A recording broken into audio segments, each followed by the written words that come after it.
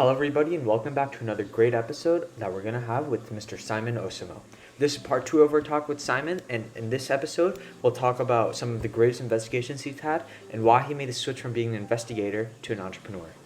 But one of the questions I had was you said you were presented with almost 30 to 40 cases at a time. So were you trying to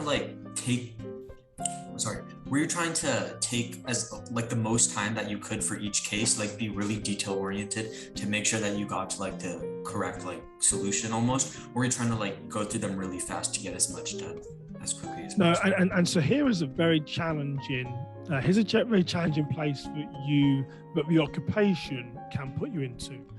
And this came out recently. I had a conversation with my brother back in England. He works in sort of mental health.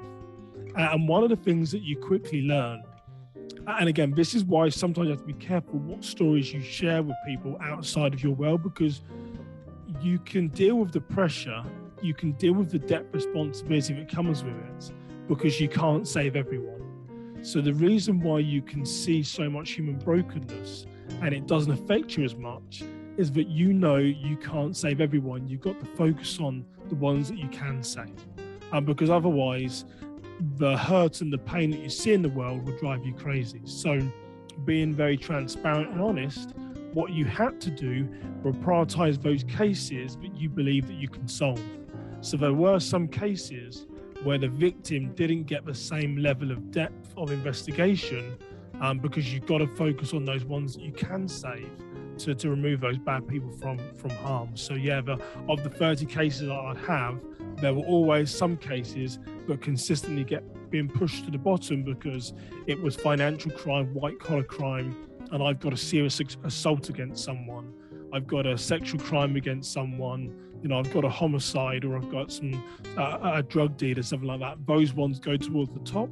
Other crimes get pushed towards the bottom, and tragically, that's the way it has to be, because you can only focus on the ones that you can detect. You just don't have the time in today's world to give them all that time. So again, prioritization is a key skill, and with a depth of responsibility to understand you're changing people's lives by not looking at that case. Does that make sense? Yeah. You mentioned some, towards the end of what you were saying, some of the cases or some of the different types of cases you had to solve. So I want to know, does an investigator, do they specialize on one sort of problem? It could be homicide, or it could be murder or something like that, or do they sort of do they solve a whole genre of cases? Or the question I have for you is when you were an investigator, yeah. What did you feel that you were the best at? What do you feel were the best cases that you were the best at solving? Yeah, really interesting question. So here in the UK, and I think it's very similar in the US, is that if you're a sort of a detective working at a sort of a PD, most often you're going to hit a cross section of various different crimes. But there's always specializations in today's world within those. So you could just be a homicide detective, you could be a sexual crime detective, but again, it depends on the size of your police department. What I used to like about my police department in England, which had around sort of 4,000 sworn officers, which is very large, is that we would handle everything in there. And I later specialized in organized crime and covert policing. But my general focus when I was a start officer detective was just handle a wide variety of crimes. So that's what I'd say about what it looked like. And what did I enjoy doing the most? I mean, being very honest, where I used to come alive was similar to us having this conversation now, was when someone was arrested and then you would do that interview. Most often I was very blessed that I have a very good memory. And often I wouldn't even go into the interview with a paper or a pen. I would just go in there and the assailant, they would look at me and their attorney would be like, where's all your stuff? Where's the evidence you want to present? And what is it you want to talk about? And for me, it was just well, we're just going to have a conversation now, and we're just going to try and get to the bottom of what happened. And I think by having those conversations, learning about that person, it really used to open them up. And I've had some fascinating conversations with some very sophisticated criminal minds just because I'm interested in learning about them and their journeys. So I really used to get excited about doing those interviews, really working out, okay, you know, the why. Why do you do the things that you do? Sort of, what drove you to be this person? You know, what is it in your background that made you become the way that you are? You know, nature versus nurture. Was it the parenting, the sort of environment that you're raised in? All those really interesting things. What I used to find by asking those questions, it would open people up, and then we'd move into the sort of well, let's now talk about this offence.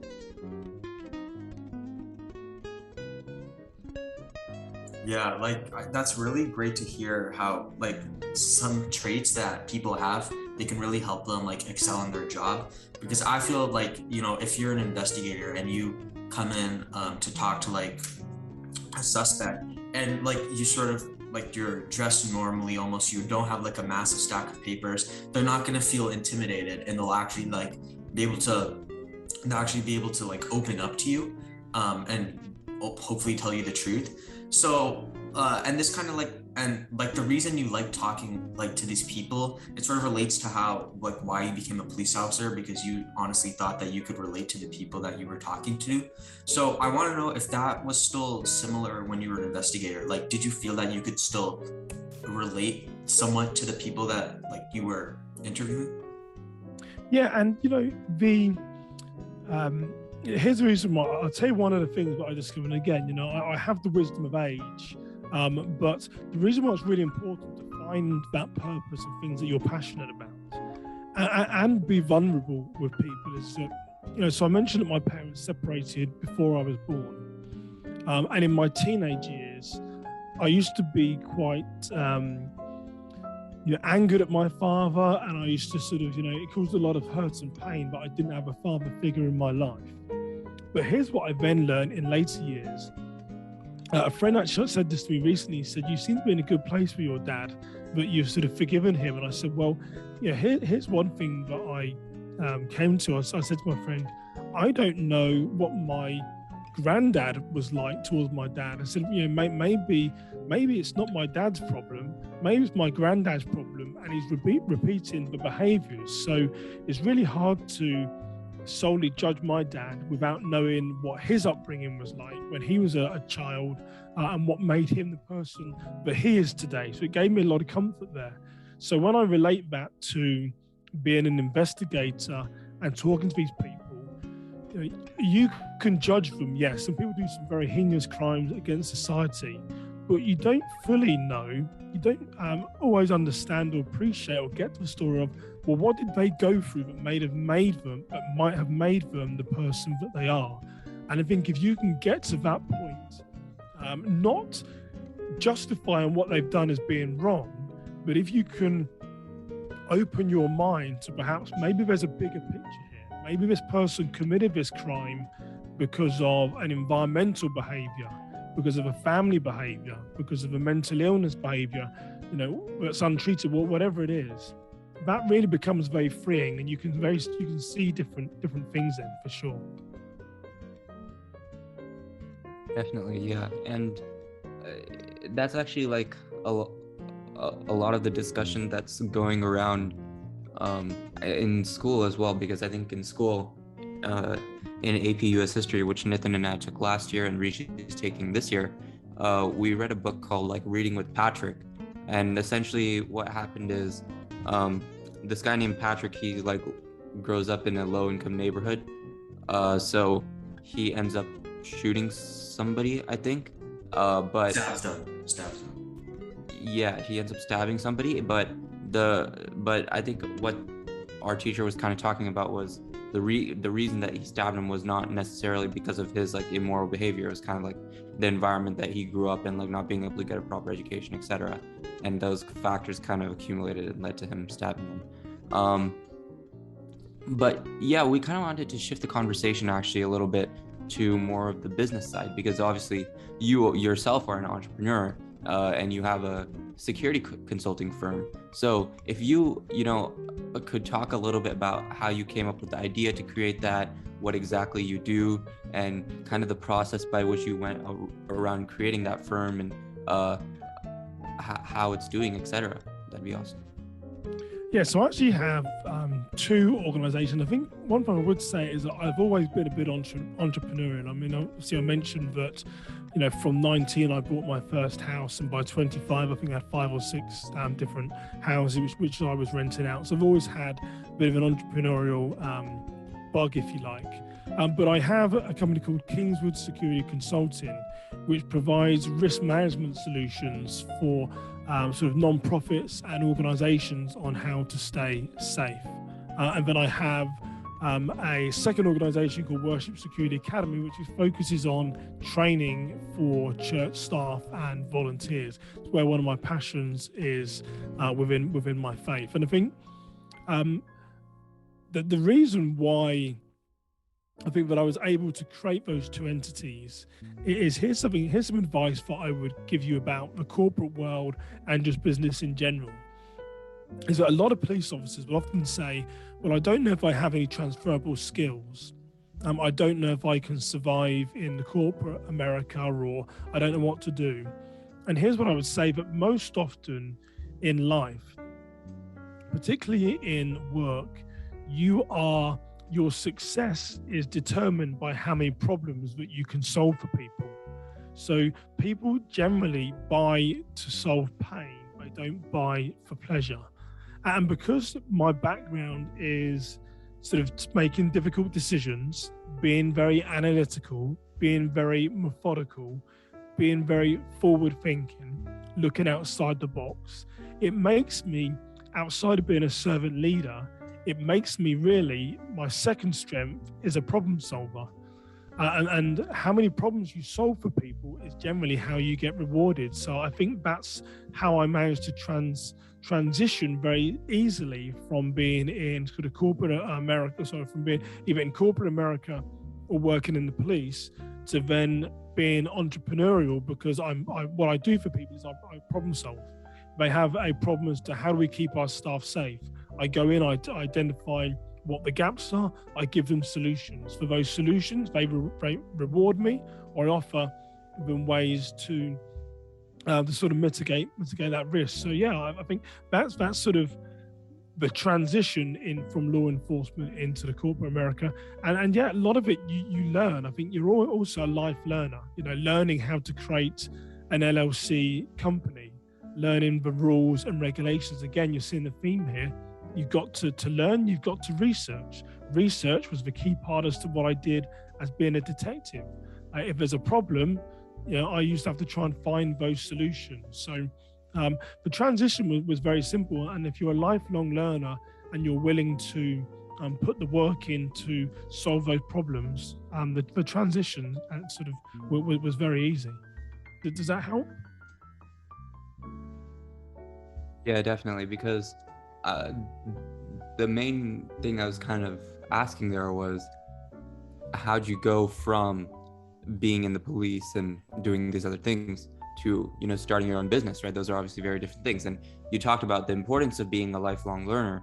And I think that's the thing that a lot of like high schoolers, the way the education system is kind of set up these days, they're kind of neglecting in the sense, right? Because they're so focused on just like preparing for the exam. And I know Nitin Rishi and I do this a lot too, where like we think, okay, well, this isn't on the AP exam, so why should we learn this? And it's like, hey, that's not what school is for. You got to take a broader view and think about the importance of actually learning the new concepts, not just for the AP exam, but to actually apply them later in life. So and here's a key point that I would say in there. Here's a turning point. So comparison is the thief of joy. Comparison is the thief of joy. The only greatest person that you can be is the greatest version of yourself. So here's what I would say to your listeners. How about if you reversed trying to improve the things that you know that you're not very good at, and you just focused on the strengths that you do have? We very rarely look at our skills, our gifts, our abilities. Other people have to say those things to us. If we look to really excel in the areas that we're good at and stop trying to improve the areas that we're not very good at. I mean, my written English is terrible. I mean, how I've written 2 books, I'll never know. But my skill is in communication. My skills are in problem solving. My skills are in strategy and execution. So that's where I spend a lot of my time, is in my zone of genius. I think, the only greatest person you can be is the greatest version of yourself. So it's really important to focus on, what are your skills? What are your gifts? What are your abilities? And focus less on what you don't have. Focus on the things that you do have. Yeah, definitely. In fact, like in school, I'm sure you've heard of the SAT. There was this dude in one of our classes who he literally took like two practice tests, and he pretty much got like a perfect score on the SAT. And like I myself and a lot of people around us were like kind of comparing ourselves to him, and we were like, oh shoot, we're so stupid. He's like so insanely smart. But then I kind of felt bad about that for a couple weeks, but then I realized, okay, I'm not on the same caliber as him, so I should stop. And I wouldn't say you're not on the same caliber as him. That just isn't one of your gifts. Right. Your gift could be something else. I mean, here's the thing: everyone has a gift. No one has all the gifts, and which is why you really got to focus on what is your gift, and then focus on creating your story. Like I said, the only greatest person you can be is the greatest version of yourself. So why do you want to be someone else? Because most of those people are Steve Jobs. He was unique for himself. You don't want to be, Mark Zuckerberg. He's unique for being himself. You don't want to imitate or try and be someone else. These individuals that we aspire to, they generally haven't walked in the footsteps of someone else. They've been the best person that they can be of themselves. That makes a lot of sense. Yeah. Rishi, do you have any other questions? I can't think of any at the top of my head right now, but yeah, like I can comment about that. I feel like my gift is that I can learn things pretty quickly. Like for example, I can take something from like 0 to 95% like really quickly. Like if anything, like if it's learning a new topic in school or something, but then taking that 95% and going to 100, that's where like I actually really have to work hard for it to get that. But that's just like my gift. So I wanted to ask you like the question, like what do you think like your gift is? Is it like being able, or is it being very detail oriented, or like is it talking and conversing with other people? Yeah, I think that there's several things that I know that I'm good at, and there's several things that I think I'm bad at. But I think one of the last lessons that I've learned, which has allowed me to be successful, is to know that you don't have to be the best to win. You have to be the most consistent, and you have to follow through. When most people give up, they're going to start a podcast. Oh, it's too much hard work. They'll release 5 or 6 episodes and then stop. I will then push through. When someone feels that they can't get enough customers in their business and they give up because they've got to spend so much money on marketing, I will then push through. So I think one of my, outside of being a servant leader, servant heart, I think having the ability to execute and just following through. Sometimes the test is not the race is not the test. The test is, can you finish? And you often look at those people that are successful. They might not be the best. They might not be the best product, but they finish. They cross that finish line when others have given up. And you can say that about various different products and services and things you see on the market. The most popular isn't always the best product, but they finish the race. They accomplish what they set out to do when most other people give up. So I think that is most probably my key strength, is that I will always persevere. I will always finish the race when others give up, and as a result of that, it gives me the edge, because not everyone will persevere through adversity. Right. And I think that's what a lot of people, when they try to make too dramatic changes, that's when they end up, kind of failing. Like for the podcast example you gave, I think what helped us a lot was we didn't start by releasing 2 episodes a week.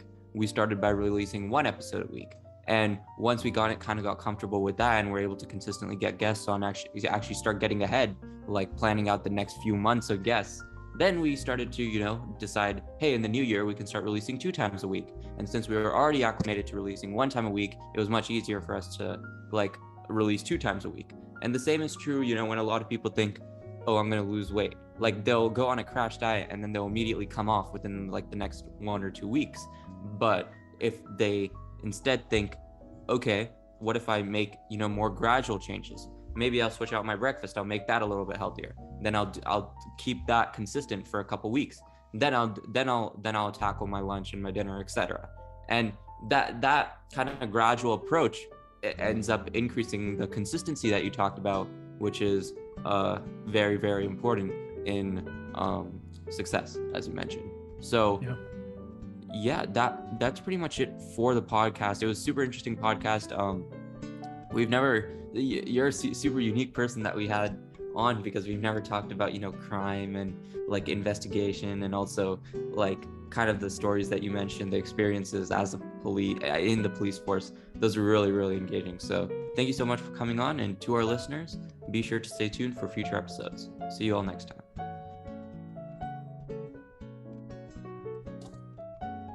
That's our show for today. Now roll the credits.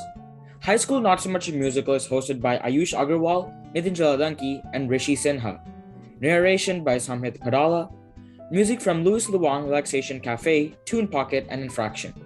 If you like the show, please recommend it to your friends and family. Thank you so much for listening, and we'll see you next time.